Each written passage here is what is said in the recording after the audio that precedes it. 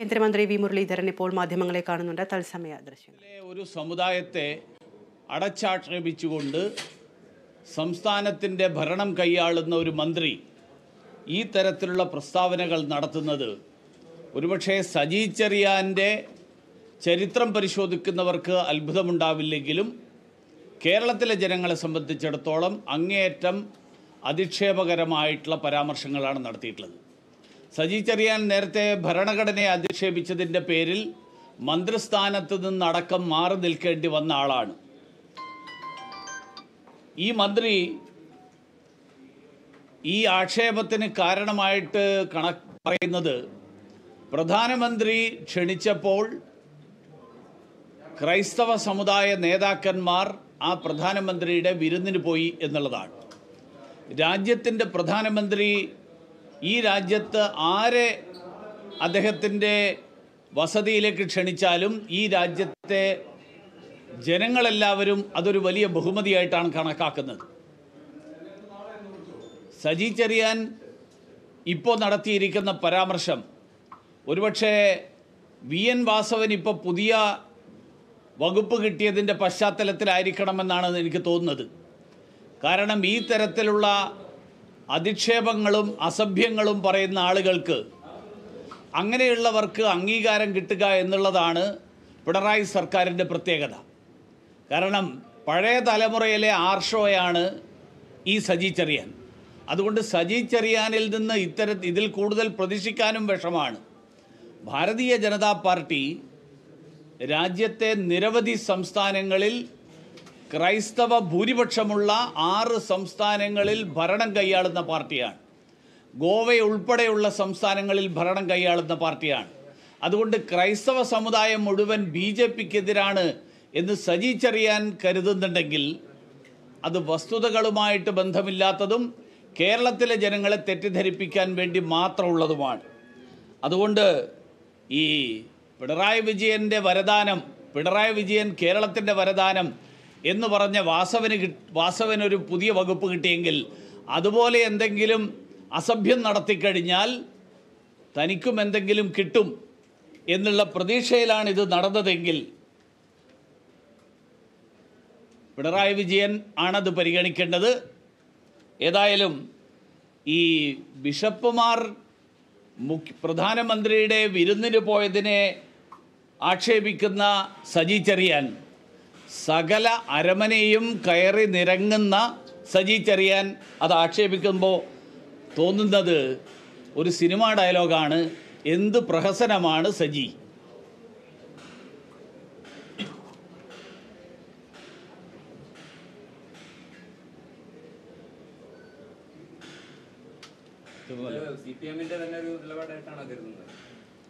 CPM-ന്റെ നിലപാടല്ല അല്ലയോ എന്നുള്ളത് അവരാണ് പറയേണ്ടത്, ഞാനല്ലല്ലോ പറയുന്നത്.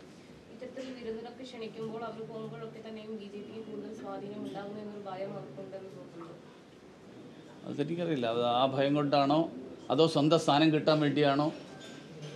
കാരണം പിണറായി മന്ത്രിസഭയിൽ വലിയ ഗുണ്ടായിസം കാണിക്കുന്നവർക്കാണ് മന്ത്രിസഭയിൽ കൂടുതൽ അംഗീകാരം കിട്ടുക എന്നുള്ളതാണ്. അപ്പോൾ ആ അംഗീകാരം പിടിച്ചു പറ്റാൻ വേണ്ടിയിട്ടുള്ള ശ്രമത്തിൻ്റെ ഭാഗമാണോ? ഇതൊക്കെ അവരാണ് തീരുമാനിക്കുന്നത്. എനിക്ക് പറയാനുള്ളത്, പിണറായി മന്ത്രിസഭയിൽ ഇപ്പോൾ വാസവന് ഏറ്റവും ഒടുവിൽ കിട്ടി, അതിൻ്റെ പശ്ചാത്തലം. പിന്നെ സജി ചെറിയാൻ്റെ ചരിത്രം നമുക്കെല്ലാവർക്കും അറിയാം. പക്ഷേ ആ ചരിത്രമൊക്കെ ഒരു വശത്തിരിക്കട്ടെ, കേരളത്തിലെ ജനങ്ങൾക്ക് കേരളത്തിന് തന്നെ അപമാനകരമായിട്ടുള്ള പരാമർശങ്ങൾ ഒരു മന്ത്രിയുടെ ഭാഗത്ത് നിന്നുണ്ടാകുമ്പോൾ കേരളീയ സമൂഹം അതിനെ എങ്ങനെ കാണുന്നു എന്നുള്ളതാണ് ഞാൻ പറയാൻ ഉദ്ദേശിച്ചത്. തീർച്ചയായിട്ടും മുഖ്യമന്ത്രിയുടെ മൗനമാണല്ലോ വാസ്തവത്തിൽ അദ്ദേഹത്തിന് ക്രൈസ്തവ സമുദായത്തോടുള്ള നിലപാട് വ്യക്തമാക്കുന്നത്. ആ മൗനം എന്തുകൊണ്ട് എന്നുള്ളതാണ് കേരളീയ സമൂഹം അറിയാൻ ആഗ്രഹിക്കുന്നത്. ഓക്കെ, വേറെ ഒന്നുമില്ല. ഏത് കലാപം? കലാപത്തെക്കുറിച്ച് ക്രൈസ്തവ സമുദായത്തിലെ ആളുകൾ മുഴുവൻ തന്നെ വസ്തുതകൾ പറഞ്ഞിട്ടുണ്ട്. ഈ കലാപത്തെക്കുറിച്ച് CPM-കാരും കോൺഗ്രസ്സുകാരും നടത്തിയ പ്രചരണം പൊളിഞ്ഞു പോയതിലുള്ള ജാള്യതയും ഒരു വിഷമമാണ് ഇപ്പോൾ പുറത്തു വന്നിരിക്കുന്നത്. കലാപത്തെക്കുറിച്ചുള്ള പ്രശ്നമല്ല. കലാപം എന്തായിരുന്നു എന്നുള്ളത്, കലാപത്തെക്കുറിച്ച് ക്രൈസ്തവ സഭാ നേതൃത്വം പറയുന്നതിനേക്കാൾ വലിയ വസ്തുത ആർക്കെങ്കിലും പറയാനുണ്ടോ? കുമാരനാശാൻ ശ്രീനാരായണ ഗുരുവിനെ കുറിച്ച് പറയുന്നതിനേക്കാൾ കൂടുതൽ ശ്രീനാരായണ ഗുരുവിനെ പിണറായി വിജയനാണ് അറിയുന്നത് എന്നുള്ള ധാരണ വരുത്തുന്ന രീതിയിൽ പ്രസ്താവന നടത്തുന്നത് പോലെ അപഹാസ്യമാണ് മണിപ്പൂരിൽ നടന്നതിനെക്കുറിച്ച് ക്രൈസ്തവ പുരോഹിതന്മാർ പറയുന്നതിനേക്കാൾ അപ്പുറത്ത് പിണറായി വിജയനും സുധാകരനും സതീശനും ഒക്കെ നടത്തിയ പ്രസ്താവന. അതുകൊണ്ട് ആ പ്രസ്താവനകളൊക്കെ പൊളിഞ്ഞു പോകും. അതിന് അധിക കാലത്ത് ആയുസില്ല.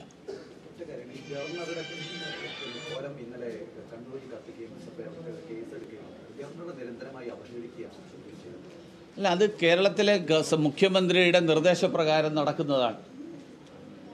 കേരളത്തിലെ മുഖ്യമന്ത്രി ഗവർണറെ അപമാനിക്കുകയും അവഹേളിക്കുകയും അധിക്ഷേപിക്കുകയും ഗവർണറെ ശാരീരികമായിട്ട് കൈകാര്യം ചെയ്യാൻ വേണ്ടിയിട്ട് ഗുണ്ടകളെ പറഞ്ഞേക്കുകയും ചെയ്യുന്ന ഒരു മുഖ്യമന്ത്രി നാട്ടിലുണ്ടാവുമ്പോൾ ഇതൊക്കെ നടക്കുന്നത് വലിയ അത്ഭുതപ്പെടാനില്ല.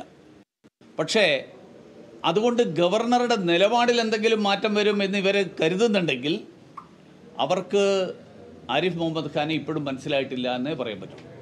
കാരണം ഗവർണർ എടുത്തിരിക്കുന്ന നിലപാട് വളരെ വളരെ വ്യക്തമായിട്ടുള്ള നിലപാടാണ്. സ്വജനപക്ഷപാതത്തിനെതിരായിട്ടുള്ള നിലപാട്. അതുകൊണ്ടാണ് സർവകലാശാല ബില്ല് അദ്ദേഹം തടഞ്ഞു വെച്ചു. ലോകായുക്ത ബില്ല് അദ്ദേഹം ഒപ്പിട്ടിട്ടില്ല. കേരളത്തിലെ ജനങ്ങൾക്ക് പ്രയോജനം കിട്ടുന്ന ഒരു ബില്ലിലും അദ്ദേഹം ഒപ്പിടാതിരിക്കുന്നില്ല. അദ്ദേഹം ഒപ്പിടാതിരിക്കുന്നത് ആകെ മാർക്സിസ്റ്റ് പാർട്ടിയുടെ നേതാക്കന്മാർക്ക് പ്രയോജനം ഉണ്ടാകുന്ന, അവർക്ക് മാത്രം പ്രയോജനമുണ്ടാകുന്ന നിയമനിർമ്മാണം നടക്കുമ്പോൾ ഗവർണർ വിശദീകരണം ചോദിക്കുന്നു. വിശദീകരണം ആരും കൊടുക്കാത്ത സാഹചര്യത്തിൽ അദ്ദേഹത്തിന് ഒപ്പിടാൻ നിർവാഹമില്ലാത്ത സ്ഥിതി ഉണ്ടാവും. അദ്ദേഹം തടഞ്ഞു വെച്ചതല്ല, വിശദീകരണം ചോദിച്ചു, ആ വിശദീകരണം വരുന്നില്ല സർക്കാരിൻ്റെ ഭാഗത്ത്. സിൽവർ ലൈനിനെ ഉപേക്ഷിച്ചു എന്ന് നിങ്ങൾക്ക് എന്തെങ്കിലും സംശയം ഉണ്ടായിരുന്നു? ഇന്ന് ഈ വാർത്ത വന്നപ്പോൾ വാർത്ത വരുന്നത് തന്നെ എന്തടിസ്ഥാനത്തിലാണെന്ന് എനിക്കറിയില്ല. കാരണം സിൽവർ ലൈനിൻ്റെ കാര്യത്തിൽ റെയിൽവേയുടെ നിലപാട് എത്രയോ കാലം മുമ്പേ പറഞ്ഞിട്ടുള്ളതാണ്. റെയിൽവേ നേരത്തെ പറഞ്ഞിട്ടുള്ളതാണ്, കേരളത്തിൽ വന്ദേ ഭാരത് വേഗതയേറിയ സർവീസ്, ആ സർവീസ് വന്ദേ ഭാരതിലൂടെ സാധ്യമാകും. അതിനു വേണ്ടിയിട്ട് ആയിരക്കണക്കിന് ആളുകളെ കുടിയൊഴിപ്പിച്ചുകൊണ്ട് ഒരു പുതിയ ലൈൻ ഉണ്ടാക്കേണ്ട ആവശ്യമില്ല. നിലവിലുള്ള ലൈനിൽ തന്നെ ആവശ്യമായിട്ടുള്ള ചില മാറ്റങ്ങൾ വരുത്തിക്കൊണ്ട് അതൊക്കെ സാധ്യമാകും. അതുകൊണ്ട് അതിലൊരു അത്ഭുതമൊന്നുമില്ല. സദേൺ റെയിൽവേ അത് പറ്റില്ല എന്ന് റിപ്പോർട്ട് അയച്ചു എന്ന് പറയുന്നത് അത് എല്ലാവരും പ്രതീക്ഷിച്ചിരുന്നതാണ്. പക്ഷേ ഇടയ്ക്ക് നമ്മുടെ തോമസ് മാഷ് പോയിട്ട് ഡൽഹിയിൽ എന്നെ കാണാൻ വന്നിരുന്നു. എന്നിട്ട് അത് കഴിഞ്ഞിട്ട് ചില മാധ്യമങ്ങളിലൊക്കെ വാർത്ത വന്നു, അതായത് മുരളീധരനെ കണ്ടു, സംസാരിച്ചു, ഇനി കേരളയിലൊക്കെ ശരിയാവും. എന്നെ കണ്ട് സംസാരിച്ചത് കേരളയിലൊന്നുമല്ല. അദ്ദേഹം ചുമതല ഏറ്റെടുത്തതിന് ശേഷം ഇതുവരെ വന്നിട്ടില്ല, അതുകൊണ്ട് ഒന്ന് കാണാൻ വന്നു എന്നുള്ളതല്ലാതെ ഒരു കേരളയിലും കേന്ദ്ര സർക്കാരിൽ ആരുടെ ഭാഗത്തു നിന്നും അതിലൊരു താല്പര്യമില്ല. കാരണം കേരളത്തിലെ ജനങ്ങളെ കുടിയൊഴിപ്പിച്ചുകൊണ്ട് ഒരു പുതിയ റെയിലും കൊണ്ടുവരാൻ കേന്ദ്ര സർക്കാരിന് താല്പര്യമില്ല. ഈ രാമക്ഷേത്ര വിഷയത്തിൽ പ്രതിപക്ഷം ഏകദേശം ഒരു ഗണിയിലൊക്കെ വിമർശിക്കുകയാണ്. ലോക്സഭാ തെരഞ്ഞെടുപ്പിൽ ഇത് തന്നെയാണോ പ്രധാന വിഷയം? ലോക്സഭാ തെരഞ്ഞെടുപ്പിൽ 2014 രാമക്ഷേത്രം ഭാരതീയ ജനതാ പാർട്ടിയുടെ സങ്കല്പ പത്രത്തിലുണ്ടായിരുന്നതാണ്, പ്രതിജ്ഞാപത്രത്തിലുണ്ടായിരുന്നതാണ്. 2019 ജനങ്ങൾ വോട്ട് ചെയ്തത് രാമക്ഷേത്രം ഉണ്ടാക്കിയിട്ടല്ലല്ലോ.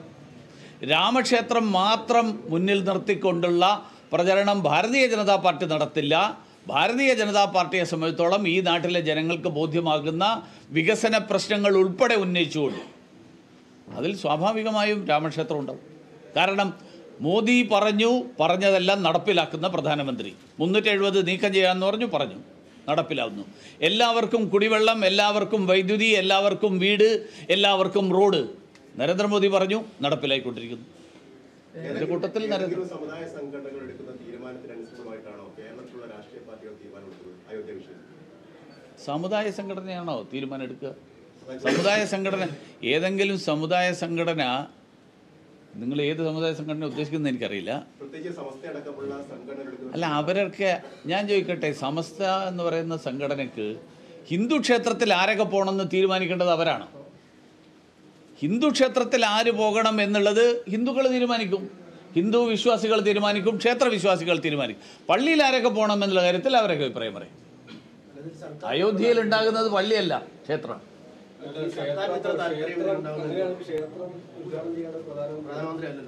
ക്ഷേത്ര ഉദ്ഘാടനം ചെയ്യുന്നില്ലല്ലോ. പ്രാണപ്രതിഷ്ഠ നടക്കുന്നു. ആ പ്രാണപ്രതിഷ്ഠ നടക്കുന്ന സ്ഥലത്ത് ആ പരിപാടിയിൽ മുഖ്യ അതിഥിയായിട്ട് പ്രധാനമന്ത്രിയെ ക്ഷണിച്ചത് തീർത്ഥക്ഷേത്ര ട്രസ്റ്റിന്റെ ആൾക്കാരാണ്. കെ മുരളീധരൻ അടക്കമുള്ള കോൺഗ്രസിന്റെ നേതാക്കൾ പറഞ്ഞത് അവിടെ ഈ തന്ത്രിമാരോ അല്ലെങ്കിൽ അതുമായി ക്ഷേത്രവുമായി ബന്ധപ്പെട്ട കെ മുരളീധരന്റെ വാക്കുകൾ അദ്ദേഹം ഇന്ന് പറയുന്നത് എന്താണെന്ന് നാളെ അദ്ദേഹം തിരുത്തി പറയുന്നത്. അദ്ദേഹം സ്വന്തം പാർട്ടിയുടെ നേതാക്കന്മാരെ കുറിച്ച് പണ്ടൊക്കെ പറഞ്ഞത് ഇപ്പൊ നിങ്ങളൊന്ന് തിരിച്ചു ചോദിച്ചു. കെ മുരളീധരൻ പറയുന്നതിനെ കുറിച്ചൊക്കെ ഞാനൊരു 5 കൊല്ലം കഴിഞ്ഞിട്ട് കെ മുരളീധരൻ എന്താ പറഞ്ഞതെന്നുള്ളതിനെ കുറിച്ച് മറുപടി പറയാം. കാരണം അപ്പോഴേ ഉറപ്പ് പറയാൻ പറ്റുള്ളൂ അദ്ദേഹം പറഞ്ഞ വാക്കിൽ നിലപാടിൽ ഉറച്ചു നിൽക്കുമോ ഇല്ലോ എന്ന്.